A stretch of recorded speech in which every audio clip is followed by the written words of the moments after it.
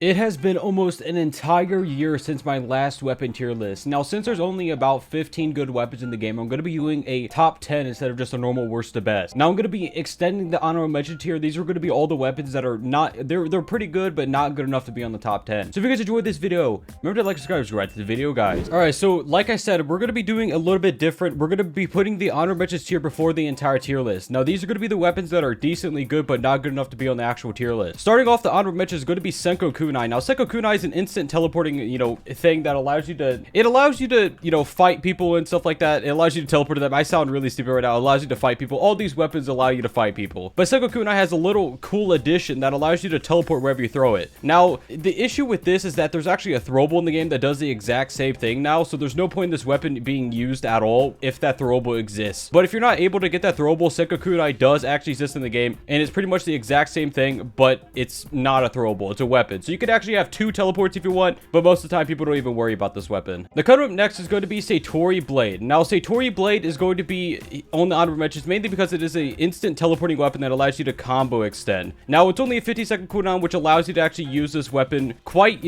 well. And I do actually think this weapon has a lot of merit because the range on it is also pretty insane. You can hit people from a pretty far distance away, and it does, a bit of damage as well as it being burn damage, so it doesn't trigger counters or anything like that. So I do think this is a very solid weapon. It definitely deserves its place on honorable mentions. Now, next up in the honorable mentions is going to be Bankai Blade and Pika Blade. Now, I'm going to be putting these on the same place on honorable mentions, mostly because they're sort of the same weapon. I do actually think Bankai Blade is significantly better than Pika Blade now, but Bankai Blade also has, Pika Blade also has its merits and stuff like that, but I definitely feel like they're, sort of the same weapon. They're both pretty good at combo extending, and now the end lag was removed for Bankai Blade a while ago, which actually allows you to combo extend with it, obviously, and it has a huge damage burst for being, a combo extendable weapon. Now, it's a 45,000 damage burst. It also allows you to basically teleport wherever you want. It's basically, Senko Kunai before Senko Kunai was a thing. It allows you to teleport. Pretty cool weapon overall and really good at combo extending. Now, next up in the honorable mention is going to be Ember Chi Blade and Sabaru Tanto. Now, both of these are going to be here for fairly obvious reasons. They're both combo extendable weapons. There's not much else to say about it. Both of the weapons have, stun time after using the weapon spec. Sabaru Tanto has a little bit of delay before the stun, but the stun is longer, so it depends on what you want. If you want a longer stun with a delayed stun, Sabaru Tanto is going to be better. If you want actually just a faster stun, then Ember Chi Blade will be better. Now, next in the honorable mention is going to be Dual Chi Rods. Now, Dual Chi Rods is honestly one of those super underrated weapons in the game. Now, I do actually agree that the stun time is quite short for this weapon, which is mainly the reason why it isn't used very much, but I do feel like the fact it's a ranged stun on the weapon spec is actually a very, very cool thing. Now, obviously, there are better stuns on weapon specs now, and this one is just sort of a very short play select stun, which is the reason why it's going to be honorable mentions and not actually on the list. Now, up next on the honorable mentions is going to be Two-Bladed Scythe. This is a block-breaking teleporting weapon with a 10-second cooldown. Now, the reason why it's going to be on honorable mentions not actually on the list is because the range was butchered. So it basically has no range, but the fact that it is a 10-second block-breaking ability, like I'll show you guys right now. He's that far away. I'm going to put my cursor over him. Boom. The range is not very long at all, but the fact it has a short cooldown kind of does make up for it, hence why it's going to be honorable mentions. If you hit the like button on this video right now and subscribe, you'll get 10 million times luck getting the best weapons in Shindo Life. Probably. Now, up next in the honorable mentions is going to be a lot like the Two-Bladed Scythe. There's going to be Chi Kunai. Now, it's honestly kind of very similar to Two-Bladed Scythe, but has a 12-second cooldown instead of a 10-second cooldown. Exact same length, actually, I think Two-Bladed Scythe is actually longer. So this is just a worse version of the weapon that I just mentioned. Now, up next in the honorable mentions is going to be Thread Blade. Now, I do actually think Thread Blade is a pretty okay weapon. It's just a pull ability. You can pull them through a bunch of different abilities that make you do a lot of damage, like Apollo Sand Third. I'll show you guys that. All right, so I'll show you guys Apollo Sand Third. So boom, and then you yoink them in, and I missed the pull.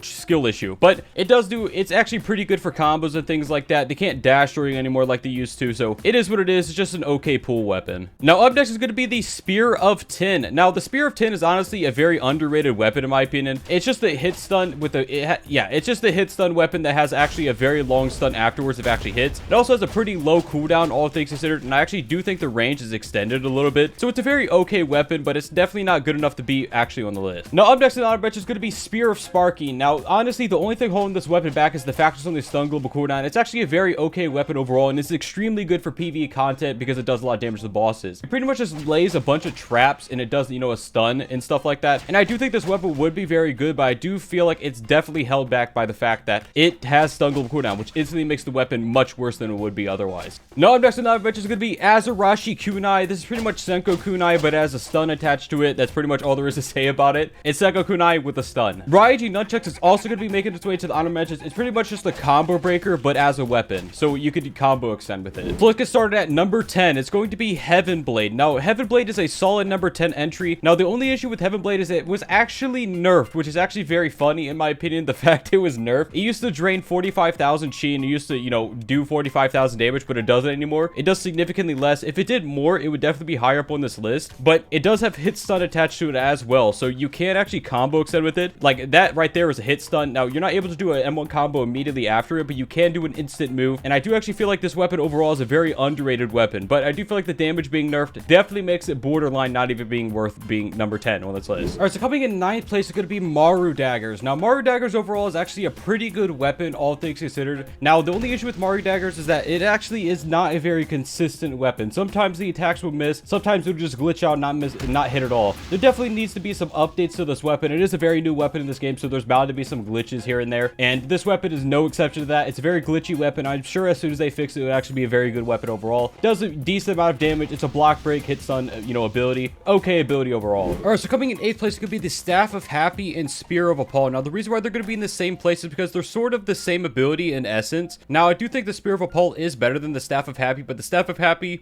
is definitely more drippy. But like I said, they're very similar abilities. They're both stun type weapons that aren't on the stun global cooldown. And honestly, you know, they're not the best weapons in the game, hence why they're going to be in 8th place. But I do feel like they're okay weapons, just because, you know, they're stun weapons. Stun weapons in general are always going to be good unless they're on the stun global cooldown. And I do actually feel like the stuns that these weapons have are comboable, but they do have a little bit of weird interactions with the game, as you guys can see. Whenever I use the ability, I just get flung backwards because that isn't, you know, this is not no-clipped, so it just pushes you back and doesn't allow you to combo sometimes because of it. The coming to 7th place is going to be Ash Bone Staff. Now, Ash Bone Staff is a very solid number 7 entry on this list. First of all, it does a lot of damage. It does over 45,000 damage, as you guys can see. It's 16,000 3 times, 16, 32, 48. It does 48,000 damage, even with my low tie stats right here. As you can see, I'm not even close to the highest tie stats you can have. Now, the fact of the reason why it's going to be 7th is because, first of all, it does block break stronger block. It also has a knockback stun attached to it, so you can't combo extend with it. You can also start combos with it due to the, you know, block break and the knockback, and it's honestly just a very solid weapon. The reason why it has fallen out of the meta is honestly because counters have been entered into the meta again, and this is a very easy to counter weapon if you're not actually using it to combo extend. So just be aware that people might be able to counter your weapon. You just have to time it correctly. The coming to 6th place is going to be Acrobat Style. Now, this weapon overall is a very weird weapon because it actually depends on where you aim your cursor. Now, it's not really AoE based anymore. It's also worth saying that